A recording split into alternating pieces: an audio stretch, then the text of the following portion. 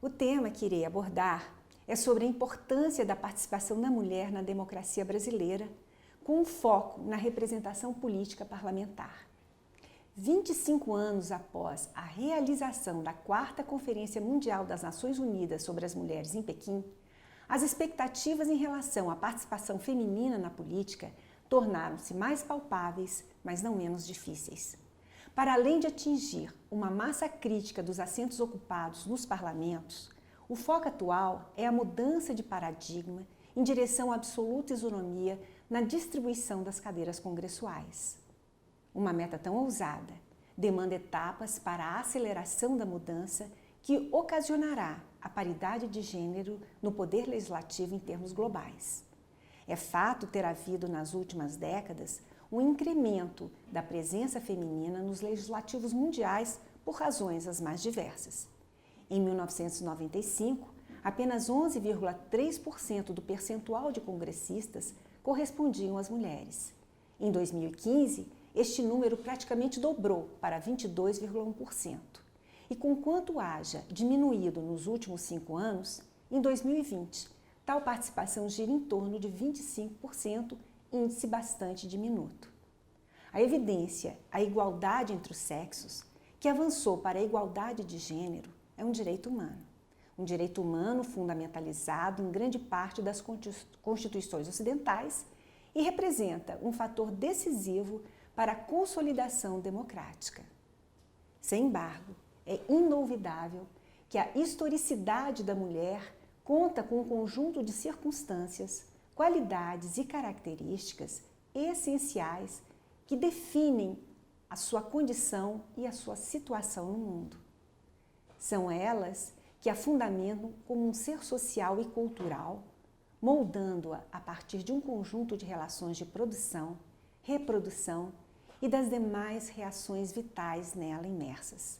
Entendê-las induz a compreensão da carga opressiva vivenciada pelo sexo feminino, traduzida como um construto social da dominação masculina nas esferas políticas, sociais ou econômicas.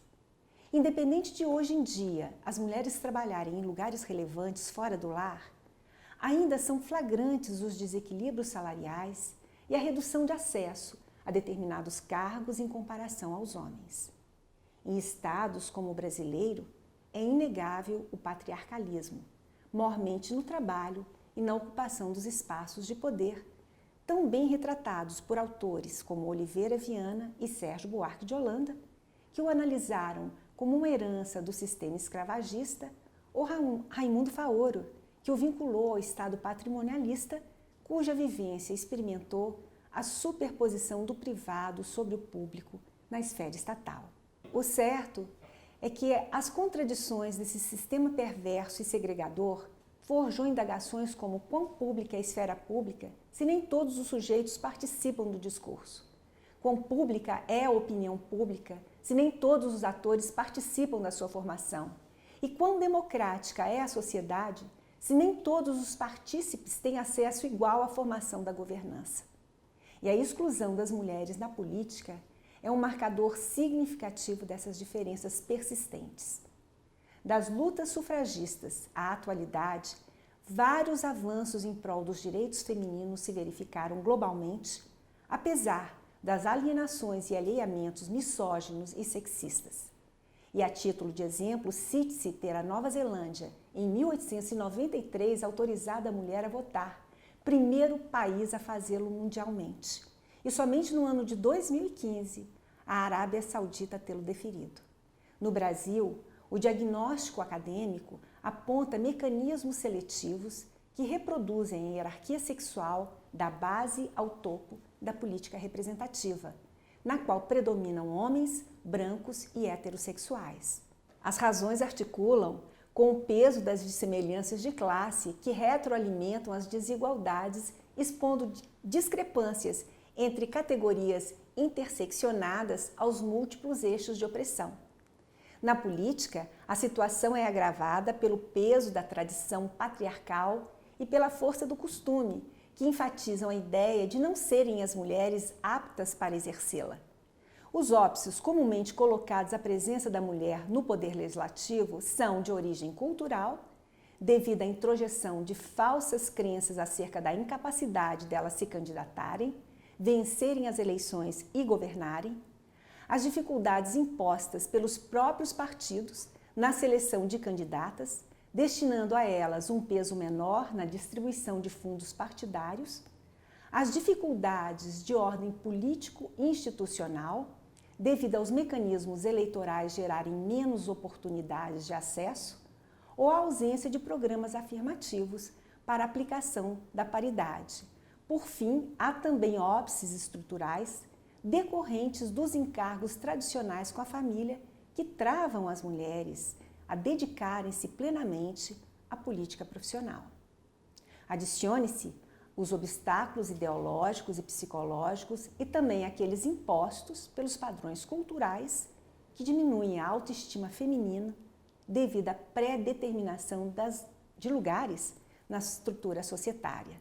Por essa razão, medidas para suplantá-los são crescentes, a exemplo da iniciativa da Organização das Nações Unidas, a ONU, ao editar a Resolução Agenda 2030-2030 para o Desenvolvimento Sustentável, em setembro de 2015, que inclui 17 objetivos em prol da igualação, conhecido como ODS.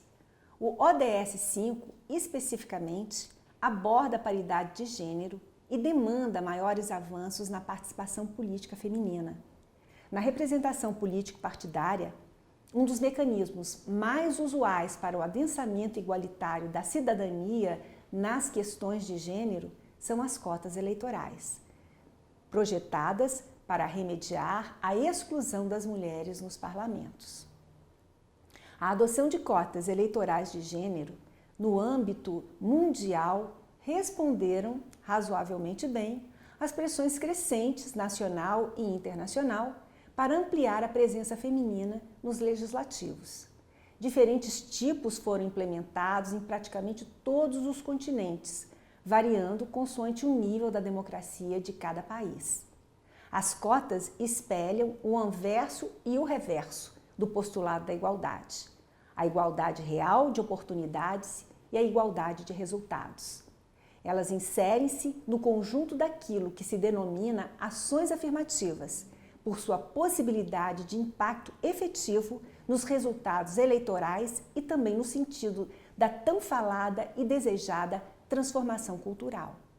O seu escopo é a aceleração do ritmo de acesso das mulheres às instâncias de representação, a fim de deslocá-las rapidamente para postos e cargos que propiciem não só uma equivalência de oportunidades, mas também de resultados. De efeitos culturalmente pedagógicos, tem o condão de subtrair do imaginário coletivo, notadamente do masculino, a ideia errônea e preconceituosa da incapacidade delas se moverem neste terreno. O certo é que feminizar os parlamentos requer a formulação de estratégias e a obtenção de informações confiáveis sobre o modo como diferentes nações foram exitosas ao adotá-las. As tipologias sobre os sistemas de cota são diferenciadas e possuem duas fases distintas. A primeira, quando da apresentação dos candidatos, e a segunda, quando os assentos congressuais são distribuídos. As mais comuns são as cadeiras reservadas, que são constitucionais ou legislativas, as cotas de candidatos legais, que podem também vir pela via constitucional ou legislativa, e as cotas de partidos políticos, que são voluntárias. Sem dúvidas, o sistema de cotas é uma forma valiosa de incremento da presença feminina na política profissional. É um mecanismo compensatório das barreiras reais no compartilhamento dos assentos legislativos, propiciando uma representação igualitária no exercício da soberania estatal.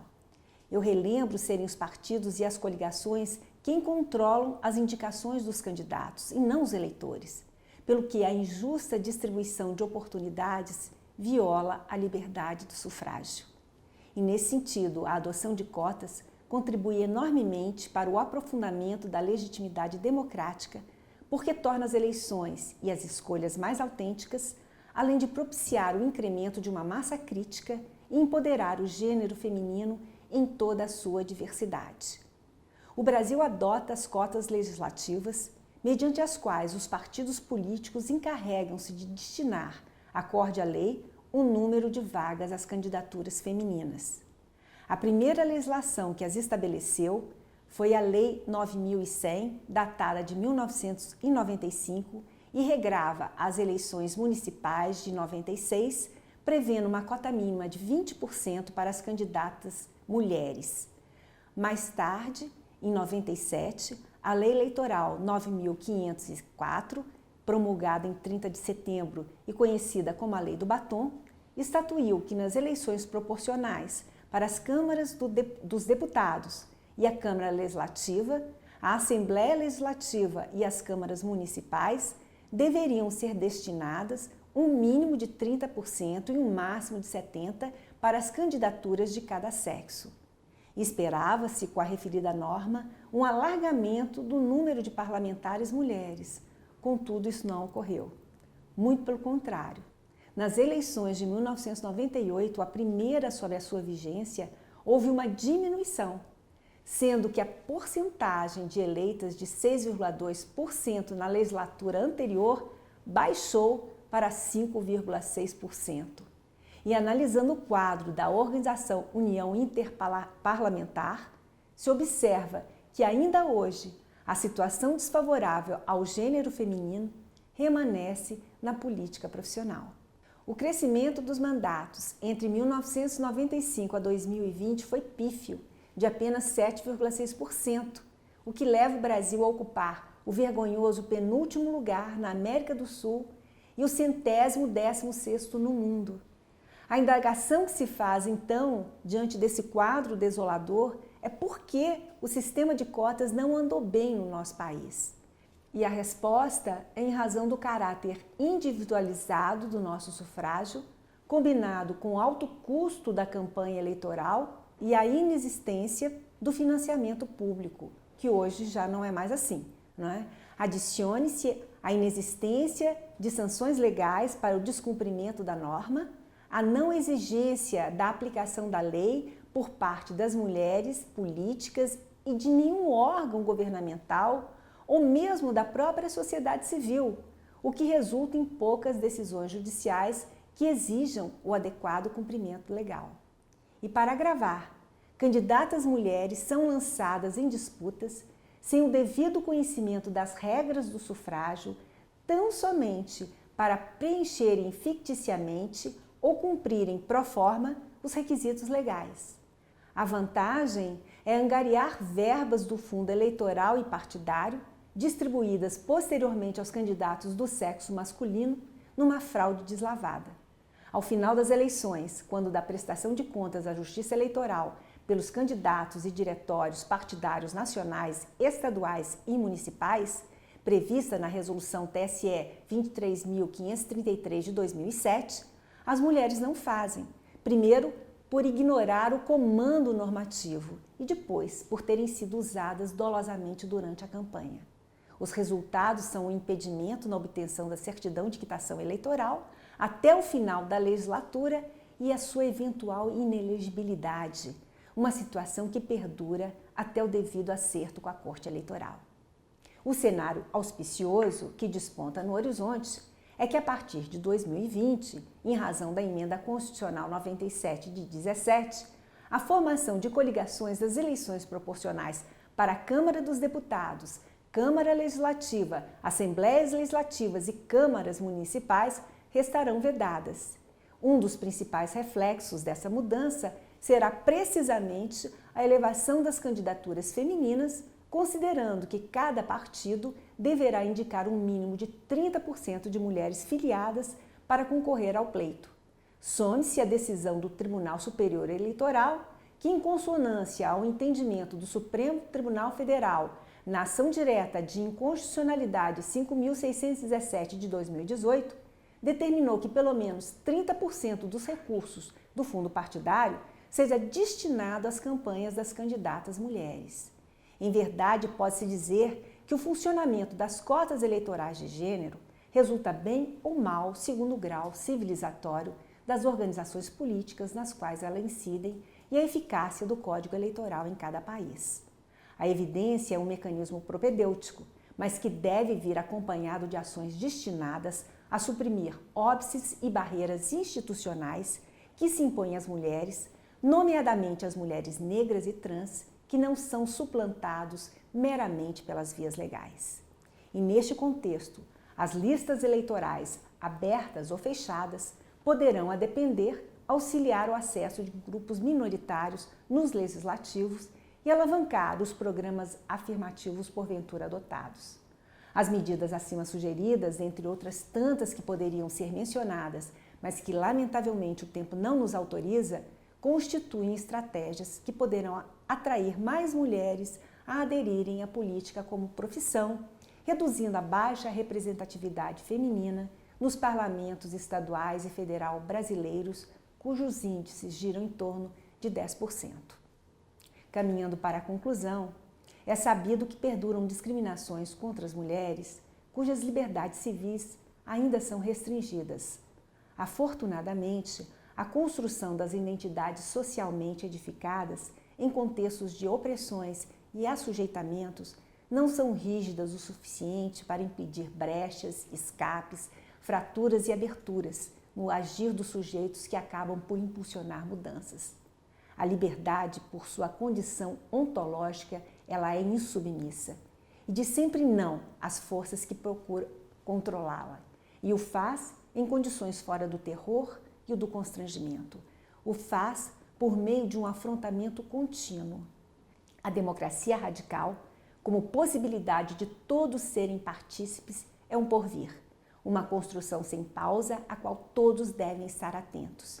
Não por acaso Rosário Castellanos, na obra O Eterno Feminino, advertiria as mulheres: não basta sequer descobrir o que somos, há que nos inventarmos. É um alerta que vale para todos os seres humanos discriminados. Muito obrigada.